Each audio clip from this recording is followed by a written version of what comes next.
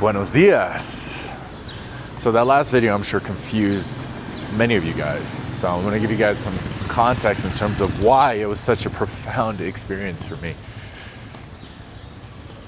You know, it's funny because I've been going to all these seminars, and a lot of times when it comes to vocal projection or people really breaking through, it's easy to see the stifledness of the individual. They think they're being loud, but to the whole room, they're barely projecting. There's a very common pattern of people being afraid to be so unstifled and unleashed and purely themselves and expressing fully. And we have such a heightened sense of awareness of the amount of energy we're emitting or how loudly we're speaking. And a lot of us don't want to be heard. Like, we want to be heard and we want to be seen, but we also simultaneously don't want too many people to see us or hear us. It's quite a mindfuck. And it's more than just illogical. So you can't just explain away and intellectually understand these things. You have to actually feel your way into acceptance. So for example, if you tell a guy, hey, dude, you're the shit. Don't worry. You don't have to be nervous. But he's nervous talking to girls. You can give him all the reasons in the world that make sense, but he's still gonna most of the time feel nervous. You can't solve an emotional problem logically. So with all these people that then, you know, are being challenged or prompted to speak up, they have to be stretched, no diddy. And their nervous system has to get used to being able to project louder, being heard, other people hearing them and being fine with it. And then there's another level to it that I didn't realize, which is I've gotten better at that. I can speak loudly. I don't mind being heard as much, especially within a certain vicinity, because I feel comfortable and confident that my presence, I can smooth things over if needed, whatever. When I'm truly letting go, people feel it. But there's a difference between just being loud and just performing versus actually emitting energy in and actually feeling it and being connected to it. So that's what they call the mask. 2 years ago, I was doing a little bit of vocal training type stuff, and I was told that it felt like I was wearing a mask. I didn't really understand that. I'm like, it was kind of a mindfuck. Someone now pointed out a flaw or something that wasn't coming through, something that didn't feel congruent or authentic. But I'm like, how do I be authentic? So it was always the seed that was planted in the back of my mind. And then it showed up again this past week. Because this week I started taking this program called Erupt. Shout out to Adeyemi and team. And he had a wonderful process for being able to walk through people's loops and uncover their masks and the thing that causes the self-sabotage across all domains of life, business and relationships included. And oftentimes they stem from the same core issue. And so there have been many times in my life where I've been looping. I'd hit success and I'd loop, and then I'd sabotage without even understanding why. And I know it was like basically all the people that were in that room too. Everybody had their own version of it. And imagine that. Imagine you lived enough life where just when things start getting good, you enjoy it just for so long, and then like a rubber band contracting, you get snapped back to your old default just to only have a taste of what it was like to fucking pierce through and have a better reality. Things start going well with a girl, something happens, you get nervous about fucking it up, then you fight or she goes, and then you're like, fuck, I'm back to square one. That's like so many guys that I've seen. Right? Or you have a windfall of money you're enjoying it. You start doing some things that, I don't know, either are aligned with that new reality or they're retarded, and then you now lose all of it, right? That includes investing. That includes lotto winners too. It's like there's something internal about the deservingness that you feel about money, women, or whatever. So something's not aligned. And for me, I was like, I feel like I'm ready. Why am I not ready? I've been doing all the fucking work.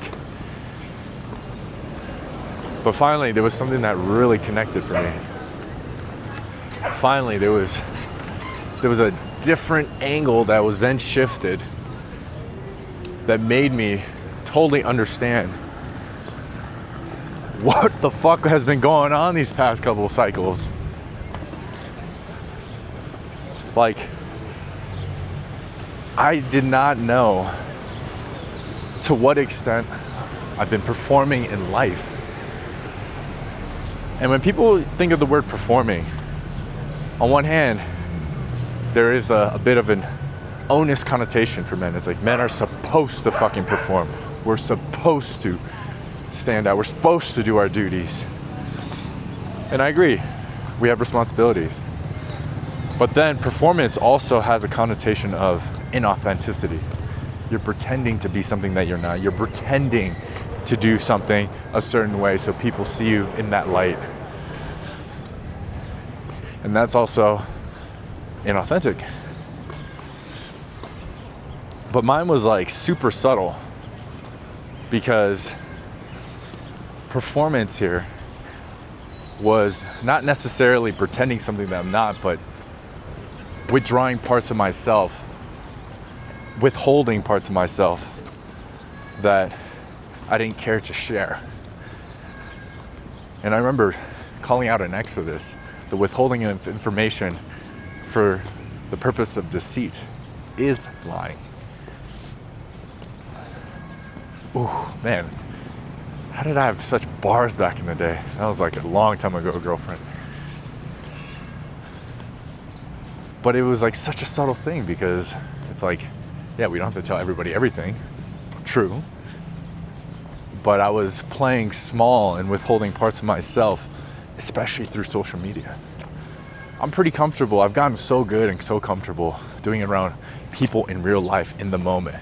If people just feel me, I know they're gonna, most of the time, receive me positively. And then from there, it's like, whatever. If we establish a connection really quickly, I don't mind going deep. I don't mind being vulnerable. I don't mind. Yeah, it's like there's already a human to human connection. So there's a lot more leeway. But the idea of doing it at scale through social media and being misunderstood, and there's no way to address it in that moment, and people leaving feeling the way they feel, was something that I was like, it's a bit uncomfortable. Ah, shit, I fucking accidentally. This was gonna be one take, fuck. Anyways, so this was such a mind fuck, man. I had no idea.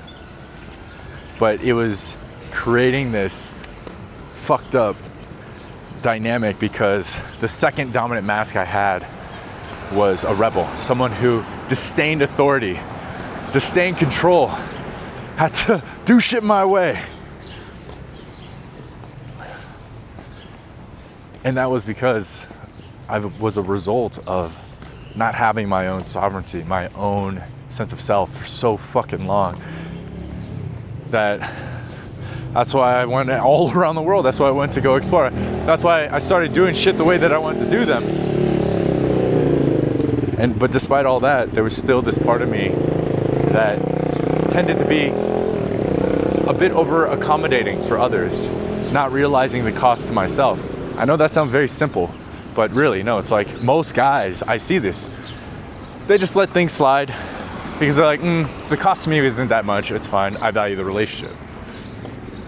It comes from a good place, but after a certain period of time, it adds up. I see guys do this with friends. I see guys do this with girls all the fucking time. They're like, oh, the girl nags a little bit. Okay, yeah, fine, like it's cool. I'll just do what she wants. Death by 1,000 cuts. A year of that later, the guy's a shell of himself. He's hollow. He's fucking just, yeah, I'll just keep doing the shit that she asked me to do, whatever. It's not even about me anymore.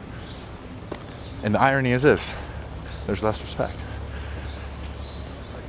It's like she almost wants to feel something. It's not the compliance that she's always after, but she just wants to know and feel that the dude is willing to say no, or the dude has a backbone, or the dude pushes back, or the dude lovingly accepts and does it. But he does it on his terms. He does it his way because he's the leader and she could trust him. Not the sycophantic servant that's a butler, an unpaid butler. In fact, the butler who's probably paying for everything. That's not like, logically, I know that sounds fucking crazy because if a guy says, oh, I want something, and he gets it, he's gonna be like, cool, I'm happy, I'm thankful, I owe you. But in the world of women and emotions, it's fucking different. So when I have these two masks of performance and rebel, performance means that I'll do things to appear good. That's the undertone. The undertone is I'm here to look good, be accepted, and I didn't even know that because I frankly thought I got to a place where I didn't give a fuck. I just love making people laugh and having deep conversations, bringing joy and epicness to any moment. But if I'm clearly holding back parts of myself for the fear of being judged or not perceived in a certain way, that comes from validation seeking. But it's such a subtle fucking one, right? I thought I freed myself from that shit. That's why this has been such a fucking mindfuck for me. And so that means if I'm showing up in a way to get some sort of validation or holding back parts of myself for that, until I reach a certain point where it's just too much, then I fucking withdraw. Then I'm like, fuck this. This is just too much at a cost to myself. I'm gonna do shit my way. So now I'm like, it's like yo-yoing. Like I could imagine how that's confusing to women or the world, right? It's like, I'm committed. And then now I'm like, now I'm out. Oh, I'm back, like I'm out. That's why when money came, it's like money came. And then I'm like, shit, no, I don't know. It's too much responsibility. I know what this means. Oh, I'm back, right? This is deep, guys. Like, on the surface, who wouldn't be like, oh, I'll take $10 million. I'll take $100 million. But bro, the real question is, can you handle that? Can you fucking handle it? What does it mean internally? Like, what are the implications? What are the deep-seated beliefs or truths that you have to uncover about whether you can handle that or deserving of it or feeling worthy of it? It's not that we can't handle, but there's shit underneath. Like I said, I didn't know that these things were ruling my fucking life and my way of being. And so it was so fucking crazy because I've been in Mexico City and there's all these synchronicities. Synchronicities, like, it's like almost like signs. There's signs everywhere. There's signs like, I take a program, it's called Erupt. I go to some like gallery and then half the murals are volcanoes. Some of them are brewing, some of them are steaming. Some of them are ready to erupt. And I'm standing in front of one. And my friend joked that it looked like the steam was coming out of my head, like I was overthinking. I've been overthinking a lot.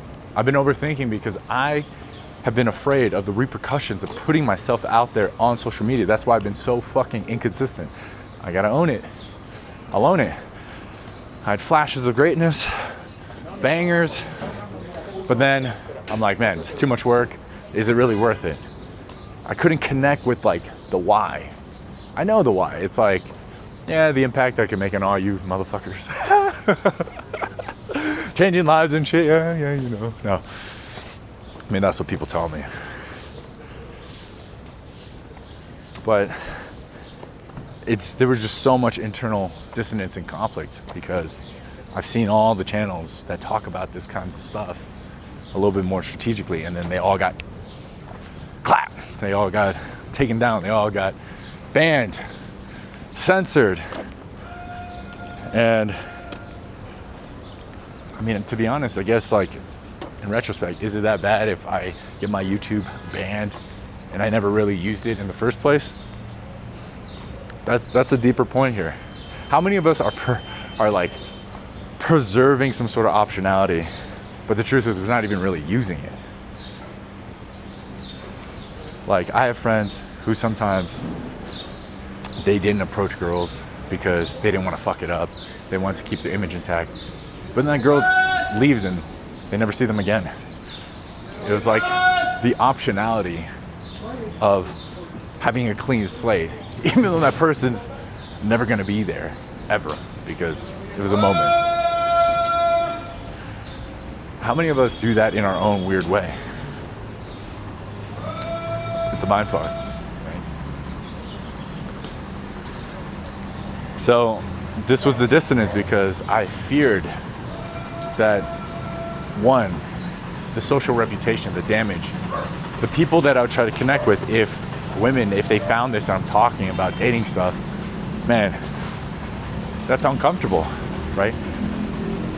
Like a woman being like, oh, you help guys try to get with girls, what am I, just like another girl? But then the truth is, that's not everybody. But why was I fixated on that view?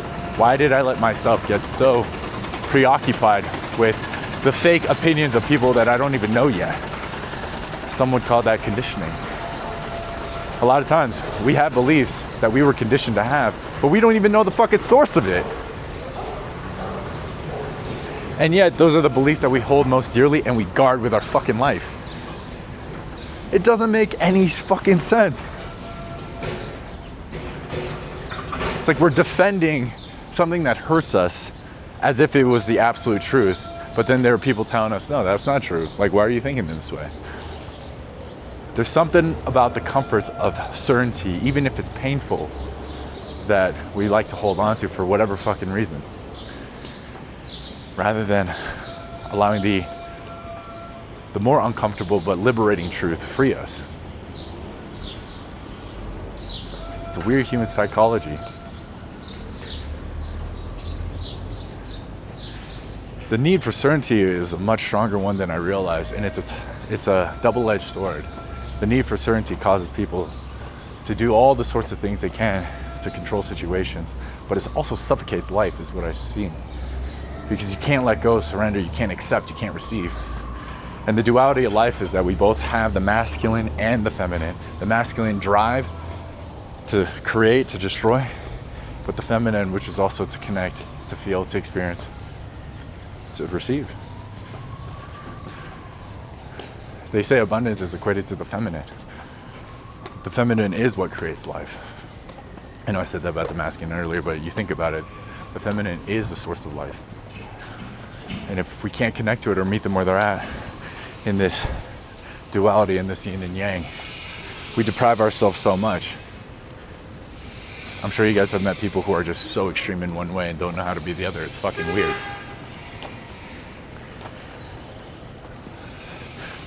So, coming back, when I recorded that last video, I was looping so fucking much.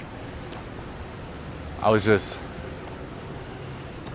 numb. I was like, am I really going to show up? Am I going to get over my mask? Am I just going to be stuck in my head? Like, what the fuck does it mean to feel my balls and to connect with my heart? What does it mean? And how does that sound different? Hopefully this video, I mean, who cares if it doesn't, but I mean, for my sake, hopefully it is coming through, it is emitting. And I have done a better job of being that way for myself, not overthinking, this doesn't hopefully sound too fucking heady. But when I read this line, after just digging deeper, looking for answers, trying to make sense, questions, what can I say?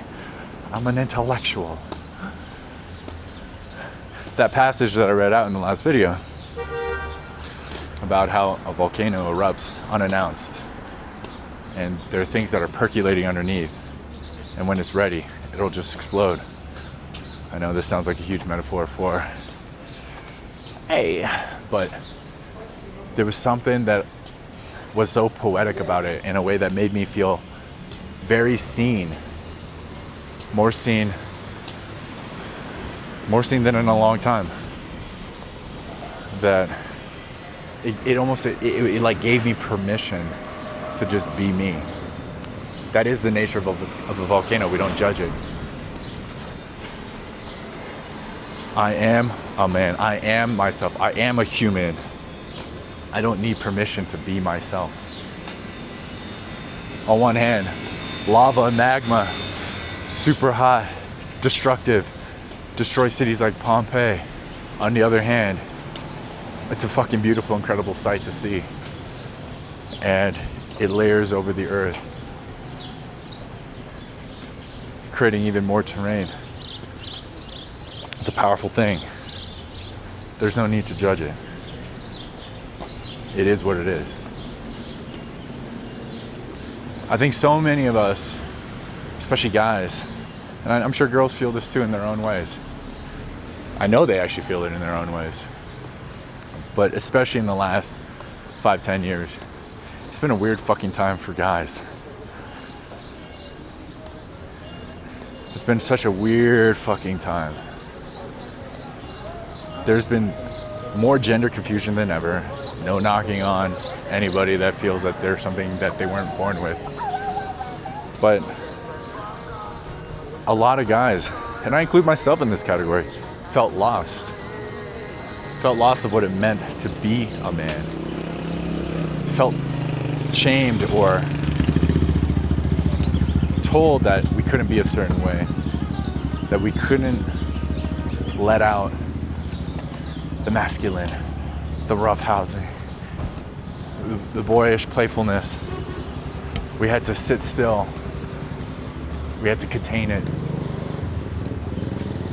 If there's a phrase called toxic masculinity that everyone's now aware of, what the fuck does that say? What the fuck does that mean? It's like labeling an entire essence of somebody as toxic, as not acceptable, as you aren't allowed to be yourself. You doing what you think, what you want, carrying out your intent is unacceptable.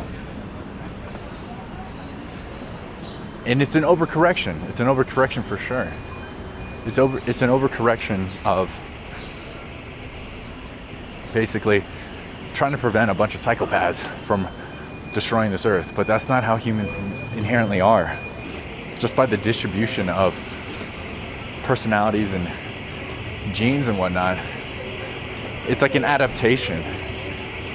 Evolution allowed for, what is it, like 10% of the population to have narcissistic personality disorder.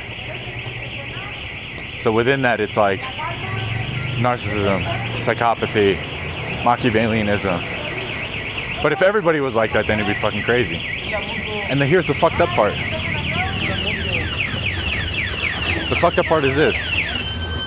While movements are like that, happening like toxic masculinity, is basically suppressing, controlling even generative, benevolent men from just stepping up and being men in their own way with their good conscience. The psychopaths are gonna do whatever the fuck they want anyways, regardless. How do I know? Because I've worked with some. They're gonna do whatever the fuck they want anyways, no matter what, because that's just the way they're wired.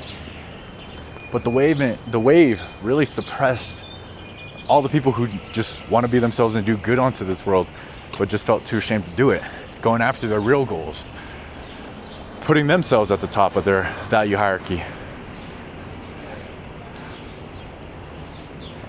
And yes, it is true that we are in control of what we allow into our lives and what we accept and what we choose to believe.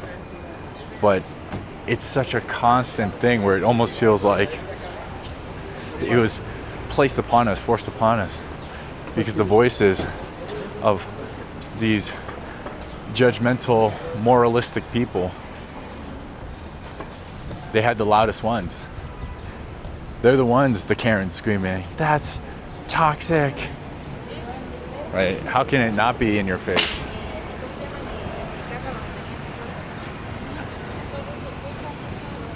And I'm an unplugged guy who's been traveling basically for the last 6-7 years.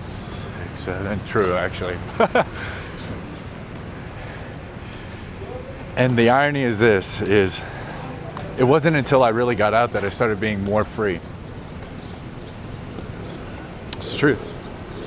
When I hear girls say, oh, the stuff that happens in America is retarded from other countries, I'm like, wow, that's really interesting to hear. Fucking crazy. Even with me being exposed to different parts of the world, there was a part of me that wasn't allowing myself to just be me fully through the ways I was just sharing. And so finally, for the first time in a long time, I felt like I finally let all of that shit go. And I'm ready to step into the unknown, this terrain of, we'll see where shit goes, but I'll just put it all out there and see what happens. And hopefully the right people take notice. And if not, that's okay. It was an exercise even for myself to just be more comfortable speaking my truth, embracing my truth, and sharing it. And it seems like there are levels to this. There are levels to this. And they show up in very funny ways in different places. And again, just when I thought I had done it in the realm of talking to people out and about, I didn't know that this was another form of it. But now that I know I can do this, like I'm doing now with you guys,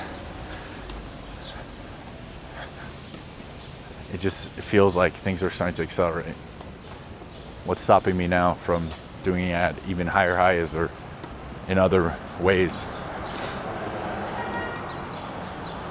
All right, this is super long. I gotta go eat. Hopefully that was enough context for you motherfuckers. I know that there are a lot of good guys out there who could resonate. And so know that you're not alone, man. And maybe this is performing. Maybe this is me trying to be nice and tie it back with a nice bow and give value. Who knows? Versus just fucking stream of conscious. That might be my performance act coming back. I don't know. Anyways, I'll leave it at that. Peace.